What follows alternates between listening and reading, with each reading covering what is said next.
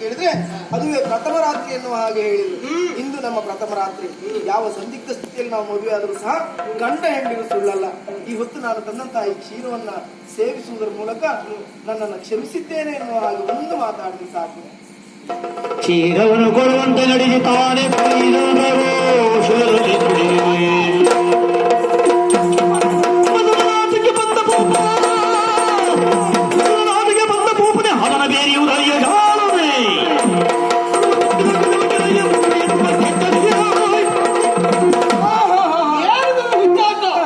ಮಗನ ನಾಟಕ್ಕೆ ಬಂದ ಭೂಪತಿ ಏನು ಅರ್ಥ ಆಗುದಿಲ್ಲ ಅಂತ ಮಾಡಿದ್ಯಾ?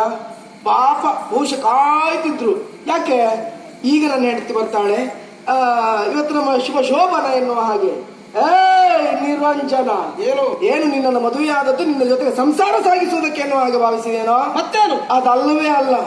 ಆ ಹೊತ್ತು ರಾಜಕುಮಾರಿ ಆದಂತಹ ನನ್ನ ಕೆನ್ನೆಗೆ ಹೊಡೆದವ ನೀನು. ನಿನ್ನ ಮುಂದಿನ ಜೀವನದಲ್ಲಿ ನರಳಿ ನರಳಿ ನರಳಿ ಆ ದೇವರಲ್ಲಿ ನೀನೇ ಕೇಳಿಕೊಳ್ಬೇಕು, ದೇವರೇ ಯಾಕಪ್ಪ ನನಗಿಂತ ಹೆಂಡತಿಯನ್ನು ಕೊಟ್ಟೆ, ಯಾಕೆ ಕೊಟ್ಟೆ ಎನ್ನುವ ಹಾಗೆ. ಅಂತ ಬದುಕು ನಿನ್ನದಾಗಬೇಕು. ಹೆಣ್ಣು ಬಾಳಿನ ಇಳಿಯದೆ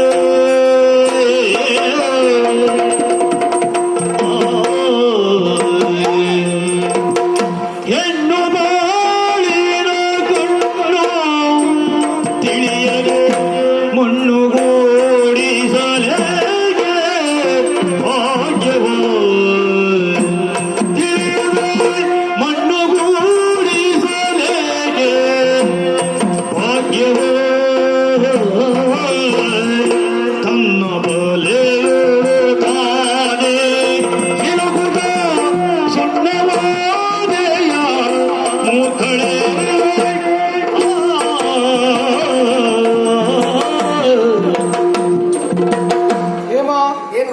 ನೀನು ಎಂತಹ ಹೆಡ್ಡಿತನದ ಪರಮಾವಧಿ ಕೆಲಸ ಮಾಡ್ತಾ ಇದ್ದಿದ್ದು ನಿನಗೂ ಕಲ್ಪನೆ ಇದೆಯಾ? ಏನು? ಪ್ರಥಮ ರಾತ್ರಿ ದಿವಸದಂದು ನಮ್ಮ ಬದುಕಿನ ಅಮೂಲ್ಯವಾದ ಕ್ಷಣವನ್ನು ಹಂಚಿಕೊಂಡು ಬದುಕಬೇಕಾದ ಈ ಶುಭ ಕ್ಷಣದಲ್ಲಿ ನನ್ನ ಬದುಕನ್ನು ಸರ್ವನಾಶ ಮಾಡೋದಕ್ಕೆ ಬೇಕಾಗಿ ನೀನು ಪ್ರಯತ್ನಿಸ್ತಾ ಇದ್ದೀಯಾ? ಹೌದಾ? ಒಂದು ವಿಷಯ ಚೆನ್ನಾಗಿ ನೀನು ಬಿಟ್ಟುಕೋ. ಯಾವುದು? ನಾನು ಬೀಳುವುದಕ್ಕೆ ಒಂದು ಹೊಂಡವನ್ನು ನೀನು ತೋಡ್ತಿ ಅಂತಾದ್ರೆ ಆ ಹೊಂಡದಲ್ಲಿ ನೀನೇ ಬೀಳುತ್ತಿ ಎಂಬುದಕ್ಕೆ ಅನುಮಾನ ಇಲ್ಲವೇ ಇಲ್ಲ.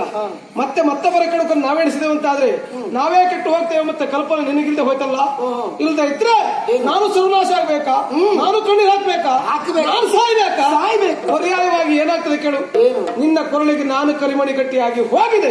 ನಿನ್ನ ಗಂಡ ನಾನು, ನನಗೆ ಕೆಟ್ಟದಾಗ್ತದೆ ಅಂತಾದ್ರೆ ಪರ್ಯಾಯವಾಗಿ ನಿನಗೆ ಕೆಟ್ಟದಾಗ್ತದೆ. ನಾನು ಸರ್ವನಾಶ ಆಗ್ತೇನೆ ಅಂತಾದ್ರೆ ಪರ್ಯಾಯವಾಗಿ ನಿನ್ನ ಬದುಕು ಸರ್ವನಾಶವಾಗ್ತದೆ. ನಾನು ಸಾಯ್ತೇನೆ ಅಂತಾದ್ರೆ ನಿನ್ನ ಬದುಕಿನ ಎಲ್ಲ ಸೌಭಾಗ್ಯವನ್ನು ಕಳೆದುಕೊಂಡು ಮನೆ ಮೂಲ ಸೇರಬೇಕಾಗ್ತದೆ. ಇಷ್ಟಿದ್ದೂ ನೀನು ಈ ರೀತಿಯಾಗಿ ಮೆರೆತಿ ಅಂತಾದ್ರೆ ನಿನ್ನ ಸ್ಥಿತಿಗತಿಯನ್ನು ಕಂಡ್ರೆ ನನಗೆ ಅಯ್ಯೋ ಪಾಪ ಅಂತ ಅನಿಸುವುದು. ದೇವರ ಇಷ್ಟೆಲ್ಲ ಅವಮಾನ ಆದ್ರು ಮತ್ತು ನಗಾಡ್ತಾ ಇದ್ದೀಯ. ನಗು ನಗು ನಗುವುದೇಕೆ ನನ್ನ ಮುಂದೆ ಆಟ ಸಾಗದು? ನಗುವುದೇಕೆ ನಗುವುದೇಕೆ ನಗುವುದೇಕೆ ನನ್ನ ಮುಂದೆ ಆಟ ಸಾಗದು? ನಿನ್ನ ಆಟ ಸಾಗದು. ನಿನ್ನ ಹಗೆಯು ನಾನೇ ವಿಷದ ಸರ್ಪ ಗೆಲ್ಲುವುದು. ನಿನ್ನ ಹಗೆಯು ನಾನೇ ವಿಷದ ಸರ್ಪ.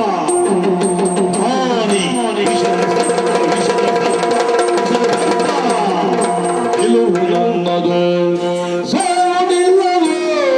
ಗೆಲುವು ನನ್ನದು, ಆಟ ಸಾಗದು. ಗೆಲುವು ನನ್ನದು.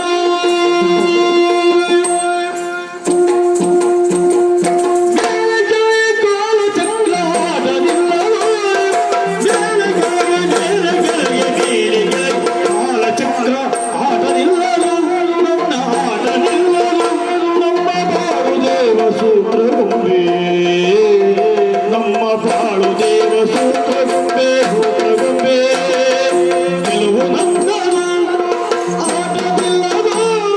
ಗೆಲುವು ನನ್ನದು, ಆಟವಿಲ್ಲದು. ಗೆಲುವು ನನ್ನದು. ಮದುವೆ ಎಂಬ ಬೆಂಕಿ ಬಲೆಯು ಸೋಲು ನಿನ್ನದು. ಮದುವೆ ಎಂಬ ಬೆಂಕಿ ಬಲೆಯು ಸೋಲು ನಿನ್ನದು. ನಿನ್ನ ಬದುಕಿನಲ್ಲಿ ಧೂಮಕೇತು, ನಿನ್ನ ಬದುಕಿನಲ್ಲಿ ಧೂಮಕೇತು. ಗೆಲುವು ನನ್ನದು, ಸೋಲು ನಿನ್ನದು.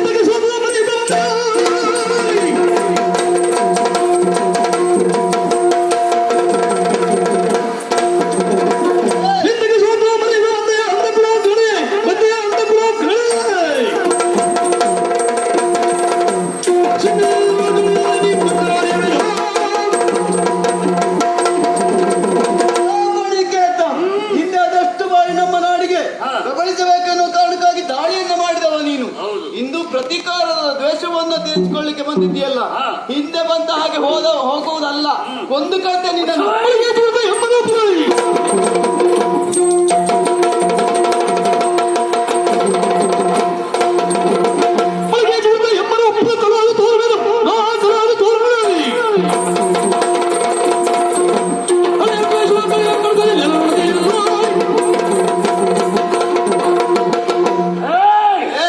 ಹಿಂದೆ ದಾಳಿ ಮಾಡಿದ್ದು ಹೌದು, ಆದ್ರೆ ಸೋಲವಾಗಿದೆ. ಅಂದು ದುರ್ಬಲರು ನಾವು. ರಾಜ್ಯವನ್ನ ಬಿಟ್ಟು ಓಡ್ತೀಯೋ ಸಾಯ್ತೀಯೋ? ಇವುದೆಲ್ಲ ಪೆಟ್ಟು.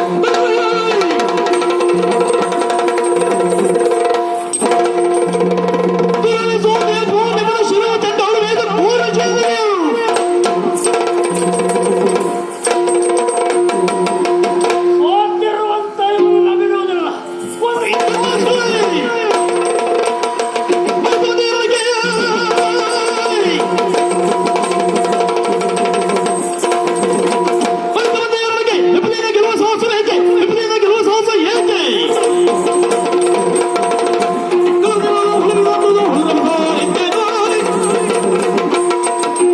ಸಂತ ಅಂದವನೇ, ಏ ಭಸ್ಮಾಸುರ ಸಂತ ಅಂದವನೇ, ಇಲ್ಲಿಗೂ ಬಂದಯ್ಯ. ಏ ನಿನ್ನ ಊರನ್ನ ಬಿಟ್ಟು ಈ ಊರನ್ನ ಸೇರಿದ್ದೇನೆ ಎಂಬ ಕಾರಣಕ್ಕೆ ಬೇಕಾಗಿ ಇನ್ನು ಊರನ್ನ ಮೇಲೆ ಹಗೆತನವ. ಏ ಧೂಮಕೇತುವೆ, ಈ ಧೂಮಕೇತುವನ್ನು ಉಚ್ಚಾಟಿಸುವುದಕ್ಕೆ ಇದ್ದವನು ನಾನು ದೊರೆ ಮೇಲೆ ಕೈ ಮಾಡಿದ್ರೆ ಕಡಿದು ಹಾಕಿ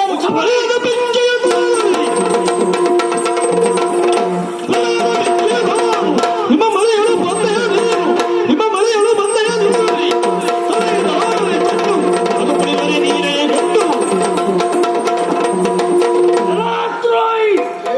ನನ್ನ ಮಗಳನ್ನ ಮದುವೆ ಆಗುತ್ತೇನೆ ಹಾಗೆ ನಂಬಿಸಿ ಬೇರೊಂದು ಮದುವೆಯಾದವ ನೀನು ನಿನ್ನನ್ನ ಬಿಡ್ತೆ ಅಂತ ಭಾವಿಸಿಕೊಂಡೇನು? ಮತ್ತೆ ನಿನ್ ಮಗಳು ಮದುವೆಯಾಗಿ ನಿನ್ ಮನೆಗೆ ಬಂದ್ರೆ ನಿನ್ ಕೆಟ್ಟಗಳು ಪೂರ್ತಿ ನನಗಂಟ್ಕೊಳ್ತೇನೆ. ಯೋಗ ಇಲ್ಲ ನಮ್ಮ ಜೊತೆ ಇರಲಿಕ್ಕೆ. ದೌರ್ಭಾಗ್ಯ. ಪ್ರಳಯದ ಬೆಂಕಿ ನಾನು. ಈ ಬೆಂಕಿಗೆ ನೀರ್ ಹಾಕ್ಬೇಕು ಅಂತ ನನಗೆ ಗೊತ್ತುಂಟು. ನೀರ್ ಬೇಡ, ಹಾಕಿದೆ ಹೀಗಾದದ್ದು ಕಾಪಿ.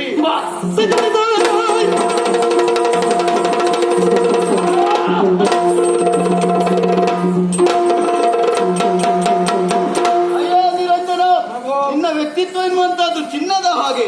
ಚಿನ್ನವನ್ನ ಬೆಂಕಿಗೆ ಹಾಕಿದಷ್ಟು ಕೂಡ ಹೊಳಪೆನ್ನುವುದು ವೃದ್ಧಿಯಾಗ್ತದೆ.